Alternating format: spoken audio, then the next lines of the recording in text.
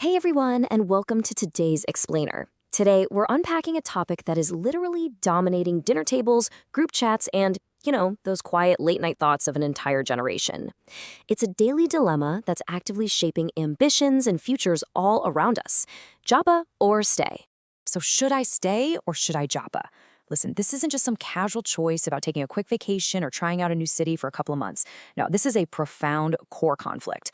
On one hand, you've got this incredibly powerful urge to leave, a path that for a lot of people genuinely feels like the absolute only way to ensure their own survival and secure a decent future. But then on the exact opposite side, there's this deeply rooted desire to stay. Staying back means really digging your heels in, fighting against the odds, and trying to build something truly meaningful at home despite all the mounting challenges. It's a heavy, heavy tug of war between seeking greener pastures and watering the grass right where you stand. Okay, let's dive into section 1, the phenomenon. What does Japa really mean? The word Japa actually has pretty fascinating roots. Originally, it was just Yoruba slang for to run away, like escaping trouble. But man, has it evolved. Today, it's transformed into a massive, powerful symbol of hope. Japa now broadly represents a strategic relocation for a much better quality of life. We're talking about finally getting access to better education, solid security, and functioning healthcare systems. For brilliant doctors, ambitious tech workers, and everyday professionals who are literally watching their local currency exchange rates plummet, destination countries like the UK, Canada, Germany, and the US have basically morphed into the ultimate symbols of this hope. And of course, we absolutely cannot ignore the digital elephant in the room: social media fuel.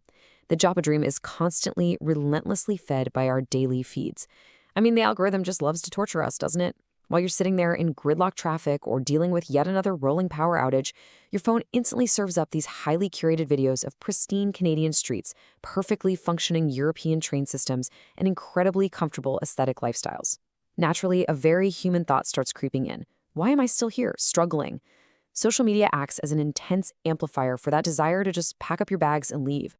Moving right along to section 2, the push factors, why people leave.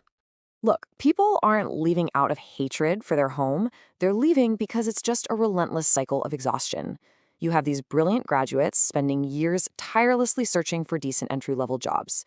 You've got passionate business owners battling sky-high operational costs and the absolute nightmare of unstable power. Everyday people are enduring daily insecurity, just trying to get from point A to point B safely. But honestly, perhaps the most heartbreaking part of all this is the feeling of working incredibly hard without seeing any real, tangible progress. Many young people look ahead and just feel this profound, overwhelming uncertainty about their future. So, you know what happens? When a door finally opens, whether that's through a study visa, a work permit, or a caregiving program, they don't hesitate. They grab it. Japa is not just travel. It is survival. Take a second and let the weight of that statement really land. We aren't talking about tourism here. We aren't talking about taking a fun gap year to go find yourself. For the folks making this leap, grabbing an opportunity to relocate is often viewed as a desperately needed lifeline. It's hope manifested. It is a fundamental chance to wipe the slate clean and start fresh, in a place where their hard work might actually finally translate into lasting stability. Which brings us to section 3, the pushback, the unspoken reality of life abroad.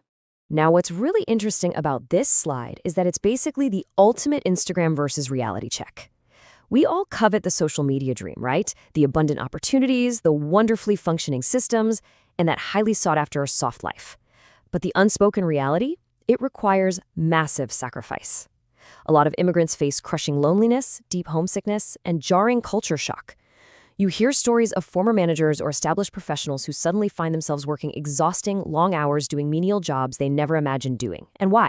Just to keep up with crushing rent, steep taxes, and the constant looming anxiety of immigration pressure. Social media rarely shows you the quiet, desperate survival happening right behind those happy online posts.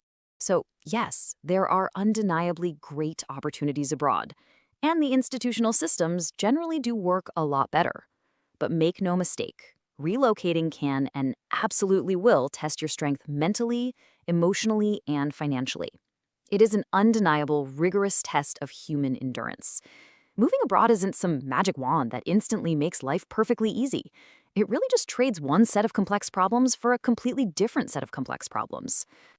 Let's wrap this up with section 4, the resolution: Japa or stay. The absolute first rule of navigating this entire debate is simple. Don't relocate because of pressure. Don't do it just because everyone in your group chat is packing their bags. And definitely do not assume that life automatically becomes picture perfect the very moment you step off the plane. We have to be completely impartial here. For some people, relocating absolutely opens doors they could never ever access at home. But for others, staying back, enduring, and building locally can actually lead to incredible success, deep community impact, and solid long-term stability. Both paths are completely valid, and let's be honest, both paths are intensely hard. So the crucial point is, if you're going to make a move, or actually even if you decide to stay and build, you need a practical playbook. Don't just rush in blindly. Plan properly and research your options extensively. Deeply understand the culture and economy of the destination you're eyeing. Learn globally valuable skills, because let's face it, skills pay the bills no matter where you live on the map. And above all else, have realistic expectations. Because the ultimate truth is, whether you choose to stay or choose to leave, intense hard work is universally going to be required. So, as we close out this explainer, I want to leave you with this one question to really think about. What kind of future are you trying to build for yourself? At the end of the day, the Japa conversation is so much deeper than just passports, visas, and flight tickets. It vividly reflects the dreams, the frustrations, and the soaring ambitions of an entire generation just trying to carve out a better existence. Some will leave and wildly succeed abroad. Some will stay and build incredibly successful lives right at home. And some might even leave, learn a ton, and return years later to build. There's no single correct answer here. The debate continues, but the power of the choice, that is entirely yours. Keep exploring, and I'll catch you in the next one.